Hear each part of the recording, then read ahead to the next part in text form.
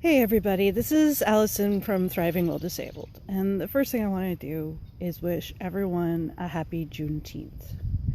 Juneteenth is a holiday that I only really learned about recently, and it should be a national holiday, but it isn't. But basically, it's a celebration of emancipation from slavery. Its specific date is because that's the day. June 19th was the day that slaves in Texas finally learned that they were actually free. And this was 3 years after the Emancipation Proclamation. Juneteenth is a holiday in the state of Texas, but since we don't have any holidays recognizing the freedom from slavery celebrated elsewhere, I think it is really important for us to have such a holiday. Because slavery is a part of our history, and systemic racism is unfortunately still alive and well in 2020. And that's really what all of the protests are about when you break it down. It's the fact that even today, Black people don't get a fair chance. Black people aren't treated equally. And some is overt racism, and a lot of it is very simply that most of the systems in this country are racist and put Black people at a disadvantage, or put white people at an advantage, depending on just what system and just how it works. And usually it's both, honestly. So I put together a post for today about a specific part of the Black Lives Matter movement, which is Black Disabled Lives Matter. This is something that all disabled people, no matter what your race or ethnicity is, should be behind. I mean, we should all be behind Black Lives Matter as well, but this specifically actually impacts all of us, not just our Black disabled members of our community. Ableism is a huge issue. We know this. We've experienced it. But people at the intersection of being both Black and disabled have it worse and are dealing with even more injustices and are having a more exhausting time of it. As a white person, I'm not an expert in this. As a white person, I can only talk for certain about the experiences that I've had, which is why the post that I have written has been predominantly me gathering information and resources done by individual Black people with disabilities or groups that are much more knowledgeable than me talking about these experiences. But I think it's very important that all of us with disabilities rally behind this. There's a lot of things I talk about in my piece. The first and most basic thing is actually that Black people become disabled at a higher rate than any racial group except for Native Americans and Alaskan Natives.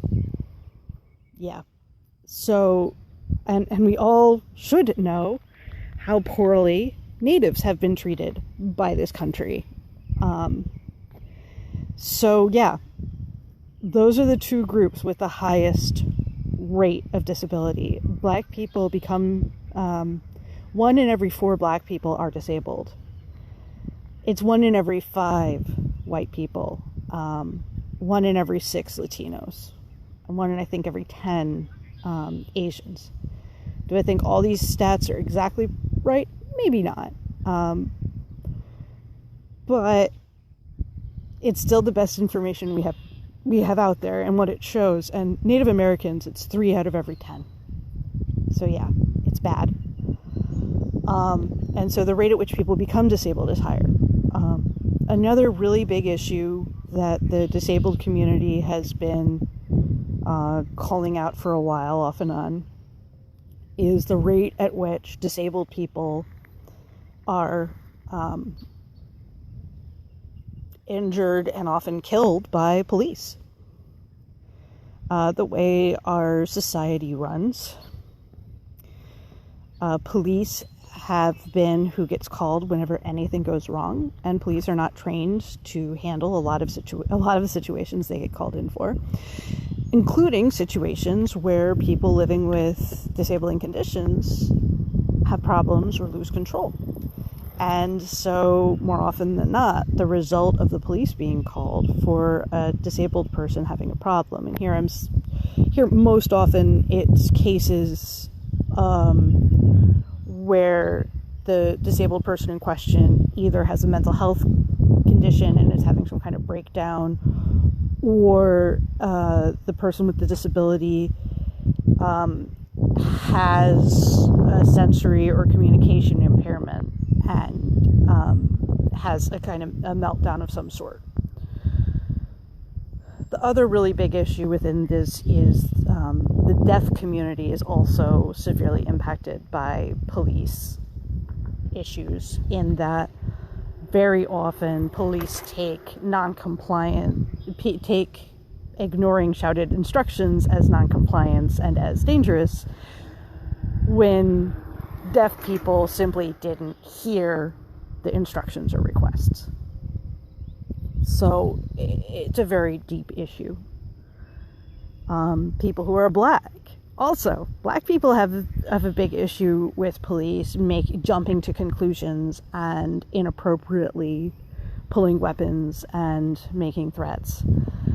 And so think about that intersection. People who are both black and disabled, and how easy it is for the police to misunderstand, misinterpret, jump to conclusions, and take their lives inappropriately. It's really bad.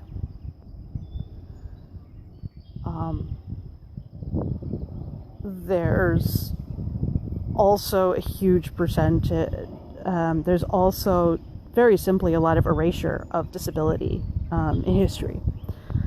It goes one of two ways. Either your disability gets kind of written off or ignored if it's not a major part of what you've done,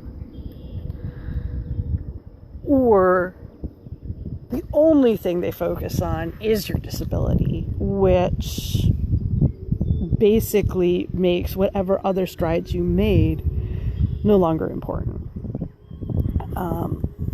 So either way, our disabilities are either written out or become our defining feature.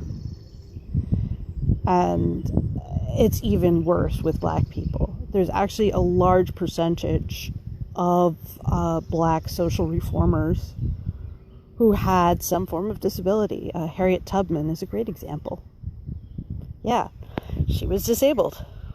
She had seizures and can't remember what else. But she was dealing with a lot, and yet think about all of the good that she did for the black community. And it's really important to have role models who are like you. And when all of those aspects are written out of history, it becomes really hard to see goals to aim for, or see heroes you want to emulate, when you don't even know that these people who've achieved so much are also disabled. Yeah, it's a tough, we're in a time that is finally starting to recognize the systemic inequalities that are going on. I'm planning on doing a post in the future about systemic injustice in the healthcare system too. But this post here is specifically Black Disabled Lives Matter, recognizing our own biases and thinking about what we can do as disabled people to help empower our Black brothers and sisters. So I hope you do give it a read, but I just really want everybody to understand that all of the Black Lives Matter stuff, there is an implied "to" at the end of it, Black disabled lives matter too. Why is that being said? Because we're acting like they don't. So let's make sure that as all of this moves forward, as people continue to protest, as we work towards our rights, as we work towards empowering the disempowered, that we as members of the disabled community lift up our Black disabled brothers and sisters and help make sure that they get the rights that they deserve and they get the treatments that they deserve. And in doing so, we're probably also going to benefit. But the important thing is centering on them, because they're having an even rougher go of it than we have been. All right? So, until next time, keep